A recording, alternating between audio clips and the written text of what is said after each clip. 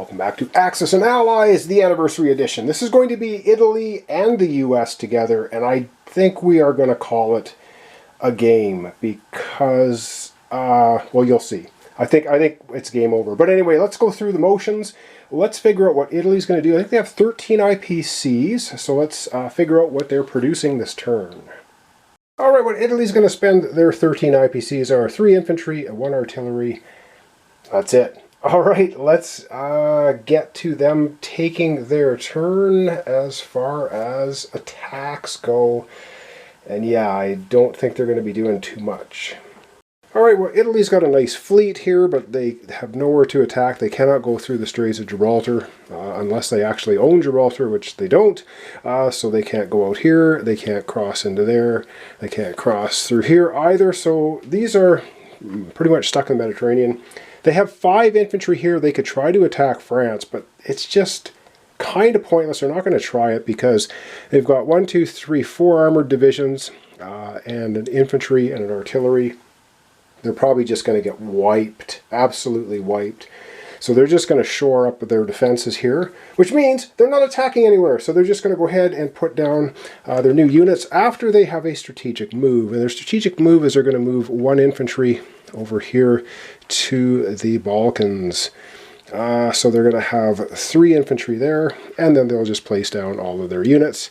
In Italy, they're shoring up for what's going to be, of course, an offensive from the Allies once they actually get anywhere. So yeah, rolling 1s with 5 and then having the 4 at defense at 3, they're just going to get crushed. So they're not going to bother. That's going to be it for Italy. That's all they're doing.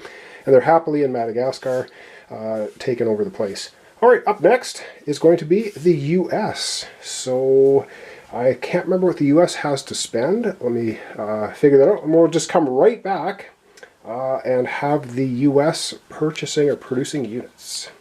All right, so the US is going to be getting 3 submarines and 6 armored units.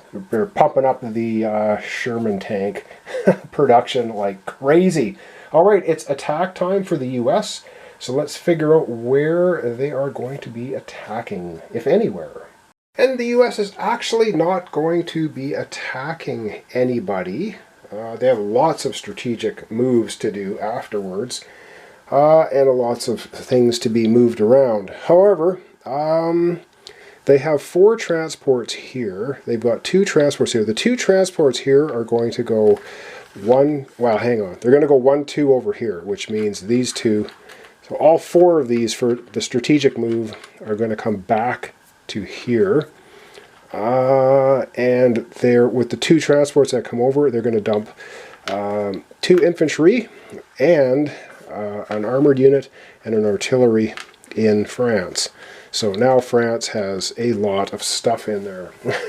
As well, they will fly the fighter into France, and they will take, you can see all this, right? We're going to take these 2 transports and move here to Morocco, with the 2 armored units are going to end up dumped off in Morocco.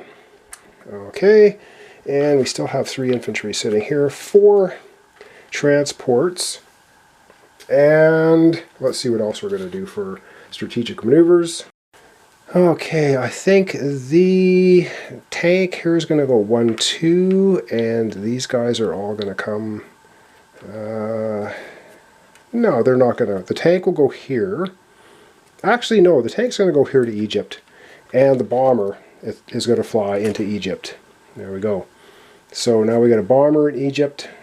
3, yeah, and it can go 1, 2, actually 1, 2, 3. Yeah.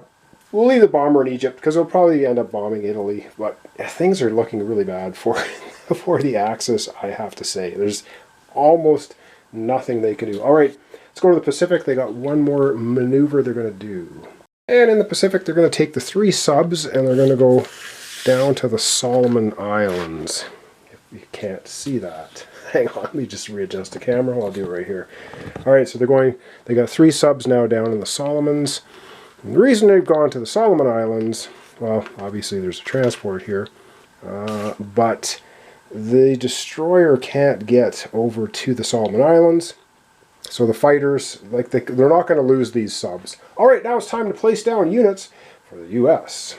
And yes, they're just cranking out the submarines in the Pacific subwar for the U.S. So they got 3 more subs coming down in the Pacific theater here. So there we go. And yes, all tanks are going to be going over in Eastern Canada. And then the 6 armored units are going to be right here in Eastern U.S. There we go. So they've got all kinds of troops built up, ready to go. And there we go. So it would be Germany next, but I think I'm going to end the series off here. The U.S. would be collecting 42 IPCs. And let's take a closer look here in Europe and see what Germany could actually try to do, but they're just going to get, it's a matter of attrition now. It's kind of pointless, but let's take a look at the European theater here. So as you can see, the buildup is just too strong. The UK has 5 infantry and 5 artillery ready to go, 2 bombers, they got 5 transports, they got a battleship, 2 cruisers. They can land in Germany, they can land up here, in Poland. And the US now is sitting here, they got 3 more coming in. They can take the 2 armored units, and like, there's just too much stuff. Italy, yes, they have 2, 4, 6, 7 infantry and artillery. Could they do something eventually? Maybe. But it's just going to go back and forth, back and forth, back and forth. Even Germany could possibly take France back. I don't even know if they can anymore, because there's a fighter. There's 1, 2, 3, 4, 5 at 3, 1, 2, 3, 4, 5 at 2, and 1 at 4 defense. Yeah, I don't think so. Anyway, I'm going to leave it there. We're going to take a look globally at the map. I'm going to add up the total IPCs for everybody and let you know. And I think we're going to call it a series. Alright, well, ending off the game, the Allies have 104 IPC total and the Axis have 73. Actually, they have 105 because China counts as 1.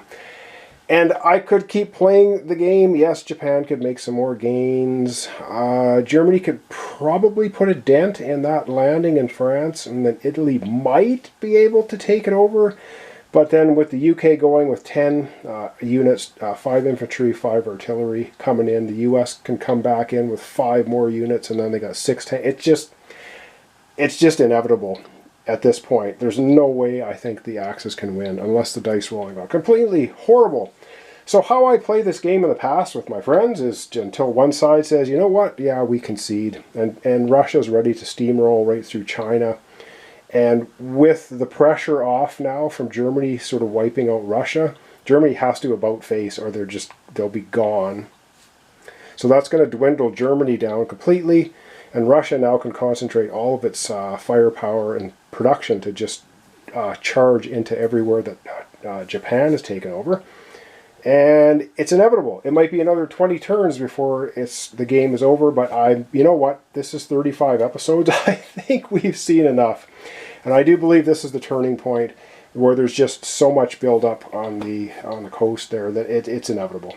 So thanks so much for watching along. Thanks for your comments, subscriptions, likes. This was Axis and Allies, the Anniversary Edition. I think probably, well, the best version I've ever played. I've not played the Jumbo, where you put Europe and Pacific together in a giant map that's like 7 feet wide and 4 feet thick. I don't know, it's just, I haven't done that one, so I can't say. That one might be better. I don't know. It might also take about a week of actual playing with your friends to get through it. This one I think you can play in a reasonable, you can play it in a day, I think. But you can see how long it takes, and it's a lot of fun. Alright, that's going to be it. Coming up next will be the Plum Island Horror. That may be a delay on that one for a few days before you see anything with that. Because again, I got to read over the rules, and I got to figure out what I'm doing, and I don't have so much time at the moment. I hope you enjoyed this. This is the Axis and Allies Anniversary Edition. I don't know how hard it is to get. They reprinted it again, Renegade Games, so it might be available. It's not super cheap, but it is the best version of Axis and Allies, in my opinion. Alright, thanks so much, and we'll see you next time for another complete playthrough series. It's going to be the Plum Island Horror.